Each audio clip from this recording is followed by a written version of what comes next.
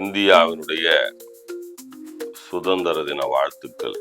சுதந்திரம் கிடைத்தது நல்ல விஷயம், எல்லாவற்றையும் பேச முடிகிறது, எல்லாவற்றையும் எழுத முடிகிறது. ஆனால் அந்த சுதந்திரம் நமக்கு என்ன கற்று தந்திருக்கிறது என்று சொன்னால், இன்னும் நாம் சுதந்திரம் என்று சொன்னால் எவர் மனதையும் புண்படுத்தாமல், எவரையும் காயப்படுத்தாமல் நல்வழியாக நடப்பதுதான் சுதந்திரம். நமக்கு தோன்றியது சரி என்று படும், ஆனால் அதற்கே மற்றவர்களுக்கு சுதந்திர தினத்தில் நான் மக்களுக்கு சொல்லிக் கொள்வதற்கு பெரிய அருகதை உள்ளவன் அல்ல, நான் பெரிய மனிதனும் அல்ல. போராடி பெற்ற இந்த சுதந்திரத்தை இழந்து விடாமல் இருப்பதற்கு உங்களுடைய வாக்குச்சீட்டுகளை சரியான முறையில் பயன்படுத்துங்கள். 100% பயன்படுத்துங்கள். எல்லோருமே வாக்குக்கு பணம் வாங்கி கொண்டு வாக்கு செலுத்துகிற நிலை என்றைக்கு வந்ததோ அன்றைக்கே என் மனதில் சுதந்திரம் ஏன் வந்தது என்கின்ற கேள்வி எழுந்துவிட்டது. மறுநொடியே சுதந்திரம் வந்தது நன்றாகத்தான் இருக்கிறது, இல்லை என்றால் இந்தியாவினுடைய சுதந்திர தின வாழ்த்துக்கள். சுதந்திரம் கிடைத்தது நல்ல விஷயம், எல்லாவற்றையும் பேச முடிகிறது, எல்லாவற்றையும் எழுத முடிகிறது. ஆனால் அந்த சுதந்திரம் நமக்கு என்ன கற்று தந்திருக்கிறது என்று சொன்னால், இன்னும் நாம் அடிமையாகத்தான் இருக்கிறோமா என்கின்ற கேள்வியை நம் மனதுக்குள் எழுப்புகிறது. சுதந்திரம் என்று சொன்னால் எவர் மனதையும் புண்படுத்தாமல், எவரையும் காயப்படுத்தாமல் நல்வழியாக நடப்பதுதான் சுதந்திரம்.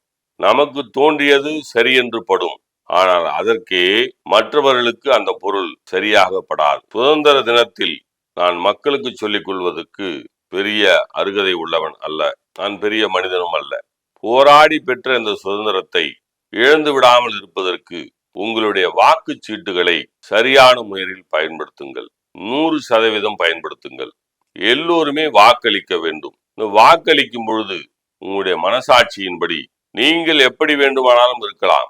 நீங்கள் துருதுருவென்று இருக்கலாம், படிப்பு வராமல் இருக்கலாம், ஒழுக்கக்கேடாக இருக்கலாம், எப்படி வேண்டுமானாலும் இருக்கலாம். ஆனால் உங்கள் ஆசிரியர் நல்லவராக இருக்க வேண்டும். அப்பொழுதுதான் உங்களை திருத்த முடியும். ஆசிரியர் நல்ல நிலையில் இருந்தால், அவர் நல்லவராக இருந்தால், எந்த கெட்ட பழக்கங்களுக்கும் ஆளாகாமல் இருந்தால், தூய்மை உள்ளத்துடன் இருந்தால், பிறர் பொருளை நேசிக்காதவராக இருந்தால், நன்னெறி நூல்களை படித்தவராக இருந்தால் மட்டுமே உங்களுக்கு நன்னெறிகளை சொல்லிக் கொடுத்து உங்களை நல்வழிப்படுத்த முடியும். நம்மை ஆளுகிறவர்கள் அப்படி இருக்க வேண்டும் என்று நீங்கள் நினைக்க வேண்டும். யார் வேண்டுமானால் நம்மளை ஆண்டு விட்டு போகட்டும், காசு கொடுத்தால் சரி என்று வாக்குக்கு பணம் வாங்கி கொண்டு வாக்கு செலுத்துகிற நிலை என்றைக்கு வந்ததோ அன்றைக்கே என் மனதில் சுதந்திரம் ஏன் வந்தது என்கின்ற கேள்வி எழுந்துவிட்டது. மறுநொடியே சுதந்திரம் வந்தது நன்றாகத்தான் இருக்கிறது, இல்லை என்றால் இப்படி பேச முடியாதே என்று நம்முடைய உள்ள குமுறல்களை எல்லாம் சொல்ல முடியாதே. இதெல்லாம் நமக்கு சுதந்திரம் பெற்று தந்த அண்ணல் காந்தியடிகளும், டாக்டர் அம்பேத்கர் அவர்களும், முதல் பிரதமராக இருந்த நேரு அவர்களும், வல்லபாய் பட்டேல் அவர்களும், ராஜாஜி அவர்களும், ஐயா காமராஜர் அவர்களும், எளிமையின் சின்னமாக விளங்கிய நம்முடைய லால் பகதூர் சாஸ்திரி அவர்களும், மௌலானா அபுல் கலாம் ஆசாத் அவர்களும், காயிதே மில்லத் அவர்களும், அதை போல இளைஞர்களுக்கெல்லாம் வீரத்தை ஊட்டி வளர்த்த நேதாஜி சுபாஷ் சந்திரபோஸ் அவர்களும், இவர்களெல்லாம் நமக்கு போராடி பெற்று தந்த இந்த சுதந்திரத்தை பேணி காக்க வேண்டும் என்று சொன்னால், நம்மை ஆளக்கூடியவர்களை நமக்கு தெளிவான எண்ணத்தோடு, எந்த அப்பழுக்கும் இல்லாமல், நம்ம முன்னே ஆண்டவர்கள் எல்லாம் அவருடைய வாழ்க்கை வரலாற்றை எல்லாம் நாம் படிக்க வேண்டும். நேரு அவர்களும், வல்லபாய் பட்டேல் அவர்களும், நேரு மிகப்பெரிய பணக்கார குடும்பத்தில் பிறந்தவர்கள். அவர் 9 ஆண்டுகள் 3 மாதம் சிறையில் கழித்திருக்கிறார். அவர் வரலாற்றை படிக்கும் பொழுது எவ்வளவு வசதியாக வாழ்ந்தவர், இப்படிப்பட்ட சிறை வாழ்க்கையை அனுபவித்திருக்கிறார் என்பதை எண்ணும் பொழுது நமக்கு இந்த சுதந்திரத்தை எப்படி காப்பாற்ற வேண்டும் என்று தெரிய வேண்டும். வல்லபாய் பட்டேல் அவர்களை பற்றி ஒரு மாபெரும் இரும்பு மனிதர் என்று சொல்வார்கள். இந்தியாவில் உள்ள சமஸ்தானங்களை எல்லாம் இணைத்தார் என்று சொல்வார்கள். நாம் வரலாறை படித்தவர்கள் தான். சுதந்திரத்துக்கு முன்னால் பிறக்கவில்லை, சுதந்திரம் பெற்ற பின்புதான் பிறந்தோம். இப்போ வல்லபாய் பட்டேல் அவர்களை பற்றி படிக்கும் பொழுது அந்த நாணயம், அந்த கண்ணியம், அவர் காங்கிரஸ் கட்சியினுடைய பொருளாளராக இருந்திருக்கிறார். ஒரு நூலில் படித்தது, அவரை பற்றிய ஒரு நூலில் படித்தது, அது வரலாற்று நூல். அவர் மறைந்து விட்டார், அவருடைய மகள் இருக்கிறார்கள். அவர் வீட்டில் அந்த கட்சியினுடைய பணம் இருக்கிறது, லட்சக்கணக்கான ரூபாய்.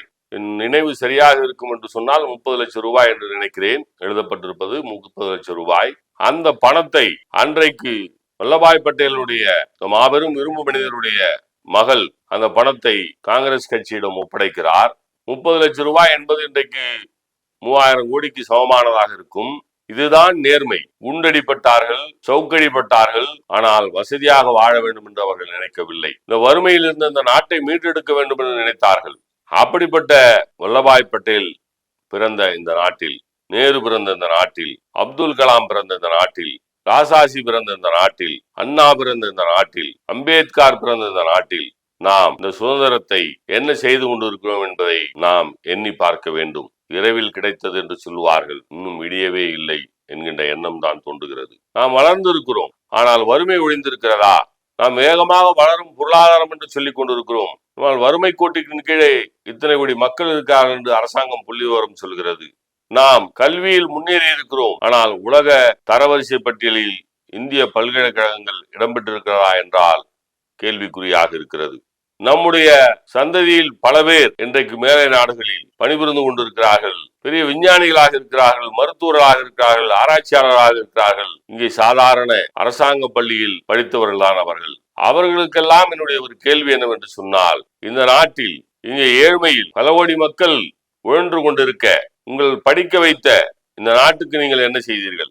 புகழ்பெற்ற ஒரு வாசகம் உண்டு. அமெரிக்காவினுடைய ஜனாதிபதியாக இருந்தவர் ஜான் எஃப் கென்னடி, நாடு உங்களுக்கு என்ன செய்தது என்பதை கேட்பாமல் நீங்கள் நாட்டுக்கு என்ன செய்தீர்கள் என்று கேளுங்கள் என்று சொல்லி இருக்கிறார். நாம் இந்த நாட்டிற்காக என்ன செய்தோம்? உலகத்தினுடைய பல நிறுவனங்களில் சிஇஓக்களாக 1000 கோடி 2000 கோடி சம்பளம் வாங்கி கொண்டிருக்கிறார்களே, உங்களை படிக்க வைத்தது இந்த இந்திய திருநாடுதான். இந்த இந்திய திருநாட்டில் தான் நீங்கள் படித்துவிட்டு அங்கே சென்றிருக்கிறீர்கள். உங்கள் வாழ்க்கையை மட்டும் இப்பொழுது பார்க்கிறீர்கள். ஏன் அந்த அறிவை இந்தியாவில் நீங்கள் பயன்படுத்தக்கூடாது?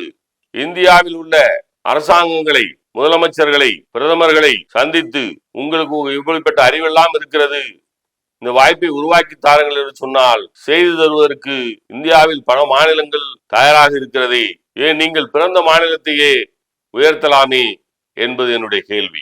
மேலை நாடுகளுக்கு போய் அங்கே அந்த நாட்டில் உள்ளவர்களுக்கு வேலை செய்வதை விட சுதந்திர இந்தியாவை உலகின் வல்லரசாக்க நாம் ஏன் முயற்சி செய்யக்கூடாது என்பது என்னுடைய கேள்வி. இந்த கேள்வியோடு இனி வருங்காலங்களில் இந்த சுதந்திர இந்தியா உலகத்தினுடைய வறுமை இல்லாத நாடாக, உலகத்தில் நோய்கள் இல்லாத நாடாக, உலகத்தில் அமைதியை பேணக்கூடிய நாடாக, உலகத்தில் உள்ள நாடுகளுக்கெல்லாம் அகிம்சையை சொல்லித்தந்த, அதாவது கத்தியின்றி ரத்தமின்றி ஒருவரை வெல்ல முடியும் என்ற ஒரு அற்புதமான தத்துவத்தை சொல்லி தந்த காந்தியடிகளுடைய பிறந்த தேசத்தில் உலகம் முழுக்க அமைதி நிலவ இந்தியாதான் தகுதியான நாடு என்பதை உணர்த்துவதற்காக இந்த மண்ணில் பிறந்த, இந்திய திருநாட்டில் பிறந்த, தமிழ்நாட்டில் பிறந்த நாம் எல்லோரும் உறக்க சிந்திக்க வேண்டும். வருங்காலம் நம் இளைஞர்களுக்கானது, நம் பிள்ளைகளுக்கானது என்பதை நாம் மனதில் வைத்து நம் வாக்குச்சீட்டினை சரியாக பயன்படுத்த வேண்டும். நன்றி, வணக்கம்.